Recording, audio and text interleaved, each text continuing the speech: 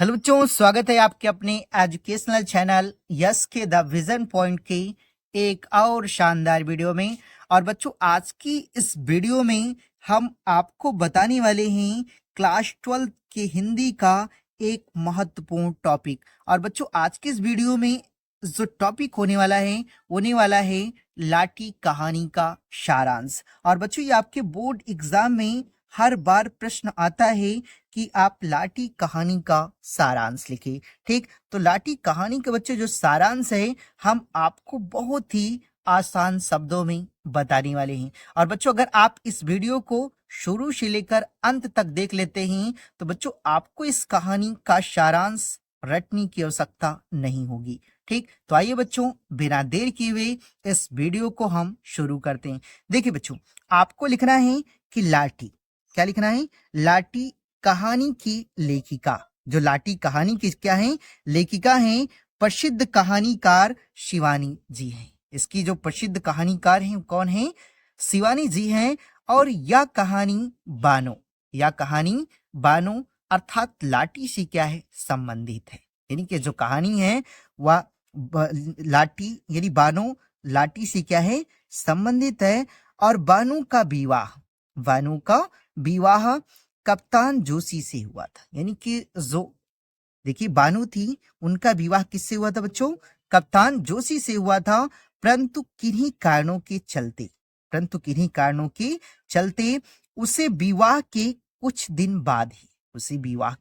दिनों बाद ही उसे बानों को छोड़ करके यानी कि उसे बानों को छोड़ करके युद्ध पर जाना पड़ता। यानी कि किसी कारण के चलते बच्चों कि किसको, यानी कि जोशी को, यानी बानों को छोड़ करके युद्ध पर क्या करना पड़ता है? जाना पड़ता है। और कप्तान के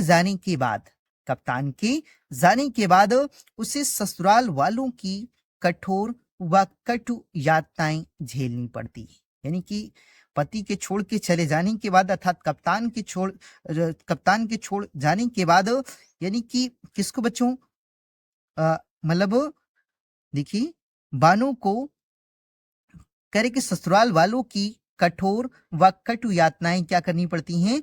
झेलनी पड़ती हैं। और जिसके कारण उसे क्षय यानी कि तपेदिक रोग हो जाता है। जिसके कारण उसे क्षय या तपेदिक क्या हो जाता है? रोग हो जाता है। ठीक, उसके बाद बच्चों देखते हैं आगे। देखिए, उसके बाद आपको लिखना है, देखिए ठीक, उसके आगे आपको लिखना है कि 2 वर्ष बाद कप्तान घर लौटता है। कितने वर्ष बच्चों? 2 वर्ष बाद जब कप्तान क्या करता है? घर लौटता है, तो उसे पता चलता है, यानी कि उसे पता चलता है कि घर वालों द्वारा बानों को टीवी, कहाँ? टीवी सैनिटोरियम भेज दिया गया है। यानी कि जब वो कप्तान घर आता है तो उसे पता चलता है कि मतलब घर वालों ने उसे टीवी यानी सैनिटोरियम क्या किया है? भेज दिया गया है। और कप्तान बानो की दिन रात सेवा करता है। यानी जो कप्तान है, यानी कि वह बानो की दिन रात क्या करता है? सेवा करता है। और उसकी नाजुक हालत को देख करके अंत में डॉक्टर ने कप्तान को नोटिस दे दिया। यानी कि उसकी जो हालत थी बहुत ही क्या थी? नाजुक थी। और उसकी नाजुक हालत को देख करके डॉक्टरों ने न यानी कि कप्तान को क्या किया? नोटिस दे दिया न कि कल ही कमरा खाली करके मरीज को घर ले जाइए। यानी कमरा खाली करके मरीज को यानी कि बानो को क्या करिए? घर ले जाइए। और बानो से उसने कहा कि घर नहीं, यानी कि उसने अपनी पत्नी अर्थात बानो से कहा कि हम घर नहीं चलेंगे, दूसरी जगह क्या करेंगे? चलेंगे। यानी कि हम घर ना चल करके किसी दूसरी जगह चलेंगे। और सुबह उठा तो बानो पलंग पर नहीं थी। यानी कि सुबह जैसे ही वह सो करके उठा तो यानी कि बिस्तर पर जो बानो थी वह नहीं थी। ठीक, और बानो की साड़ी दूसरे दिन नदी के घाट पर मिली। यानी कि बानो की जो साड़ी थी दूसरे दिन नदी के घाट पर मिली। और कप्तान को जब बानो की लाश